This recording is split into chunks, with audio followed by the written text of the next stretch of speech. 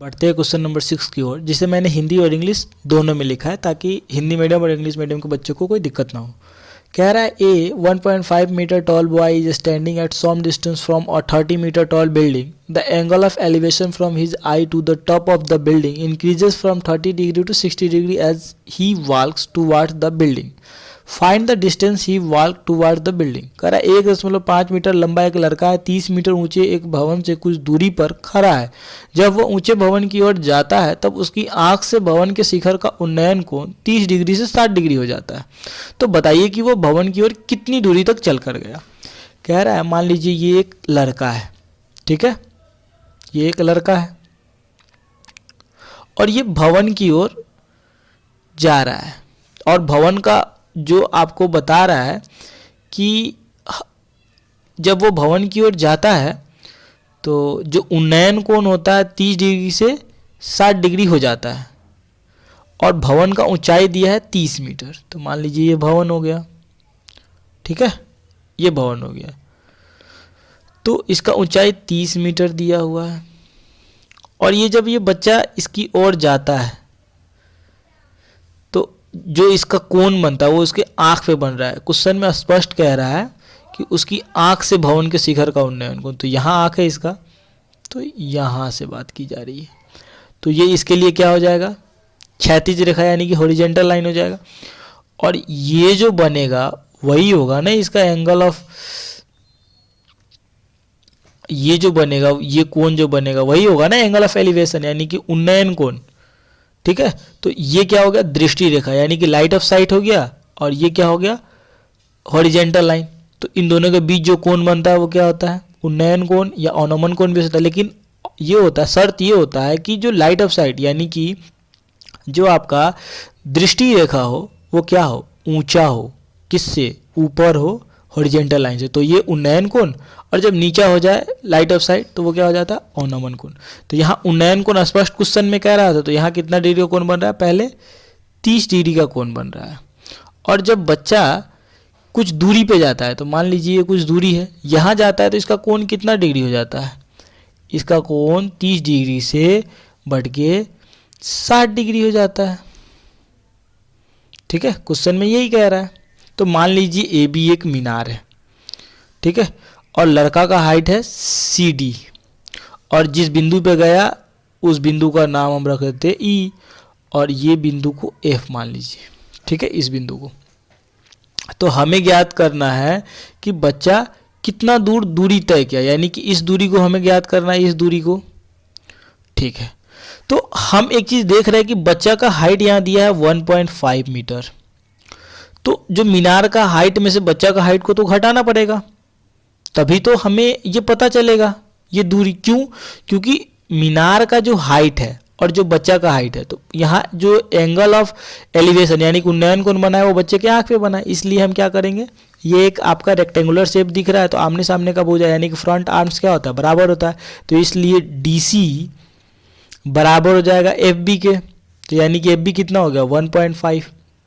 तो हम जान रहे हैं कि ए बी इक्वल टू दिया हुआ है 30 मीटर, ठीक है। तो हमें अब तो ए एफ चाहिए, तो हम यहाँ लिख देंगे ए एफ इक्वल टू क्या हो जाएगा, यानी कि ये पूरा यानी कि ए बी माइनस क्या हो जाएगा आपका एफ बी। तो क्या हो जाएगा 30 में से आपका 30 में से 1.5 माइनस होगा, मीटर में है ये दोनों, तो कितना हो जाएगा 28.5 मीटर। यानी कि जो हमें ए एफ पता चला वो कितना पता चला 28.5 मीटर, ठीक है, ठीक। और हमें ज्ञात करना है डीई, ठीक है। तो हमें डीई ज्ञात करना है यानी कि जो डीएफ का दूरी होगा, यहाँ लिख लीजिए आप, जो डीएफ होगा वो बराबर होगा डीई प्लस यानी कि इतना डीई प्लस ईएफ के बराबर होगा, ठीक है। तो हमें जो ज्ञात करना है वो ज्ञात करना है डीई, तो हम डीई इक्वल टू क्या लिखेंगे, लिखेंगे डीई को इक्वल टू किधर लाएंगे, तो डीएफ में से माइनस कर देंगे हम किसको, ईएफ को।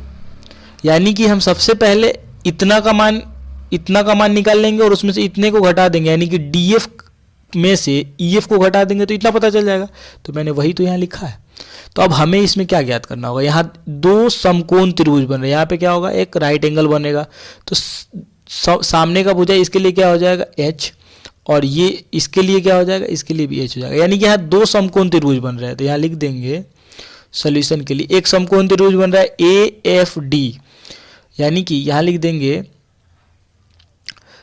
समकोण त्रिभुज है ये, तो यहाँ लिख देंगे ए एफ डी एक बन रहा है, एंड यानी कि एंड को तथा लिखिएगा, त्रिभुज क्या बन रहा है, एक ए एफ ई बन रहा है, ए एफ ई को क्या बन रहा है, समकोण त्रिभुज है, समकोण त्रिभुज है। इंग्लिश में लिखेंगे राइट एंगल ट्रायंगल, ठीक है, इंग्लिश में लिखेंगे राइट एंगल ट्रायंगल बन रहा है यहाँ पे, ठीक है। तो अब हम सबसे पहले ये ज्ञात कर ले या ये ज्ञात कर ले, ठीक है, तो चलेगा। तो हम सबसे पहले बड़ा को ज्ञात कर लेते, तो हमें ज्ञात, अगर मान लीजिए इसकी बात की जा रही है इस कोण के लिए, तो ये तो एच है, तो इसके लिए ये क्या हो जाएगा, पी का काम करेगा। तो जब ये लंब हो गया यानी कि परपेंडिकुलर हो गया, तो ये भुजा बच रहा है, ये तो एच है ही, तो ये भुजा क्या हो जाएगा, बी का काम करेगा, यानी कि ये पूरा भुजा यानी कि डी एफ बी का काम करेगा। तो हम यहाँ लिखेंगे, क्या लिखेंगे, नाउ अब हम जानते हैं, तो हमें ज्ञात क्या करना है, हमें ज्ञात करना है पी नहीं, हमें पी पता है और ज्ञात करना है हमें बी। तो हम ऐसे फॉर्मूला का यूज करेंगे जिसमें क्या हो, पी और बी हो। तो पी और बी किस में होता है, tan थीटा में होता है, cot थीटा में होता है, ठीक है। तो हम tan थीटा इक्वल टू लेंगे, tan थीटा इक्वल टू क्या होता है, पी बाई बी होता है। तो पी क्या है इस कोण के लिए, कोण 30 डिग्री के लिए, पी आपका ए एफ है, ए एफ बाई, और बी क्या है आपका, बी है आपका डी एफ। तो थीटा का मान कितना दिया हुआ है, थीटा इक्वल टू 30 डिग्री दिया है, और पी का मान ए एफ इक्वल टू कितना है 28.5, और डी एफ तो हमें ज्ञात करना ही है। तो tan 30 डिग्री इक्वल टू कितना होता है, ट्रिग्नोमेट्रिक टेबल से हम जानते हैं कि tan 30 डिग्री इक्वल टू होता है आपका 1/√3, और 28.5 ए एफ इक्वल टू दिया है, और डी एफ हमें ज्ञात करना है। तो 1/√3 equal to 28.5 by D F है, ये क्या हो जाएगा, क्रॉस मल्टीप्लाई हो जाएगा इसके बाद। तो जब क्रॉस में गुना होगा तो क्या हो जाएगा, 1 से गुना होगा डी एफ में तो डी एफ ही होगा, √3 से 28.5 में गुना होगा तो क्या होगा, 28.5 इंटू √3 हो जाएगा। तो डी एफ तो हमें पता चल गया कि इतना आ रहा है। अब हमें ज्ञात करना है ई एफ। तो अब हम किस त्रिभुज में जाएंगे, यहाँ लिख लेंगे ट्रायंगल ए एफ डी में, यानी कि इंग्लिश में लिख लीजिएगा इन ट्रायंगल, ठीक है, in triangle A F D, और यहाँ लिखेंगे and in triangle A F E, यानी कि त्रिभुज ए एफ ई में, ठीक है, ये लिख लीजिएगा। हिंदी मीडियम वाले लिखिएगा त्रिभुज ए एफ ई में, इंग्लिश मीडियम वाले लिखिएगा, मीडियम वाले in triangle A F E, ठीक है।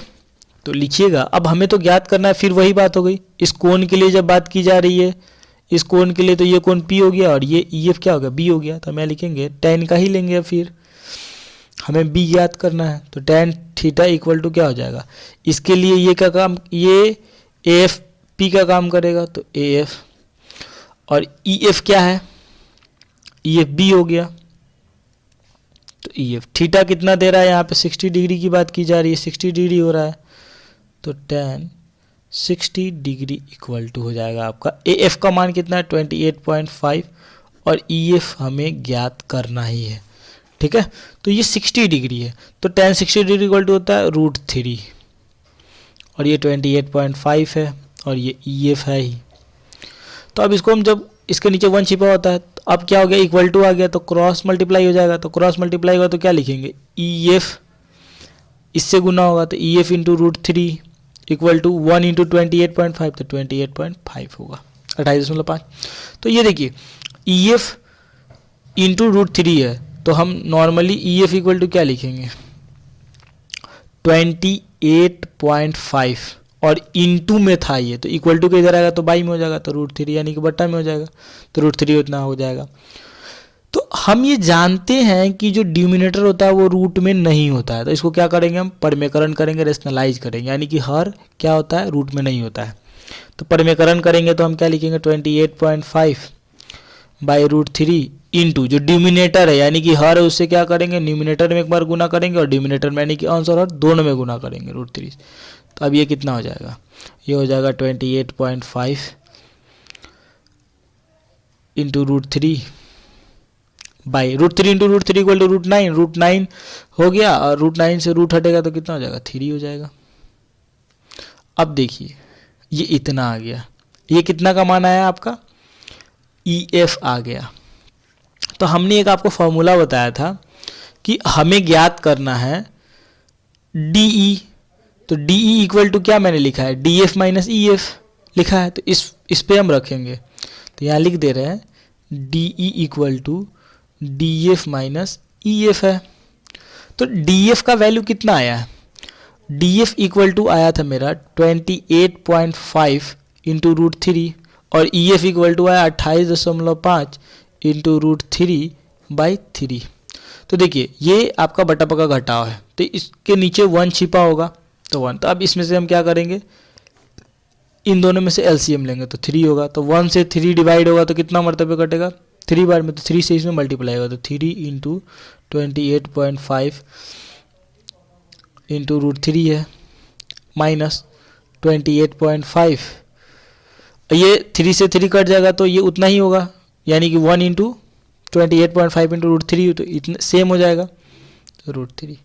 तब देखिए इन दोनों में से, इसमें से और इसमें से हम रूट थ्री कॉमन ले लेंगे, कॉमन ले लेते देखिए तो क्या बच रहा है, तो ये बच रहा है रूट थ्री, तो हमने कॉमन ले लिया तो बचा यहाँ पे। अब इससे इसमें मल्टीप्लाई कीजिएगा तो ये आएगा आपका 5, यानी 5 3 15 का 5, 5 3 8 24, 1 25, और 3 दूनी 6 2 8, 8 दशम, यानी कि ये एक के बाद दशमलव है तो ये हो जाएगा 85.5, यानी कि 85.5।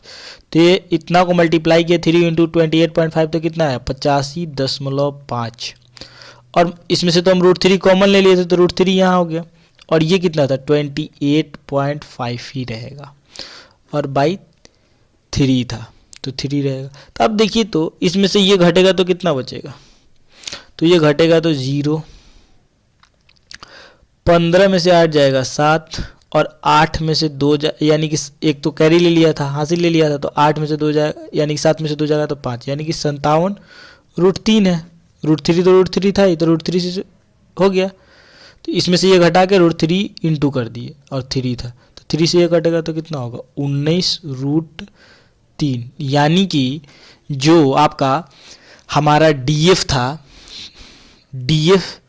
DF में से EF घटा तो DE निकल गया कितना 19 रूट 3, यानी कि बच्चा अपने जगह से जो गया है वो कितना दूरी का तय किया है, वो किया है आपका 19 रूट 3, यानी कि 19 रूट 3।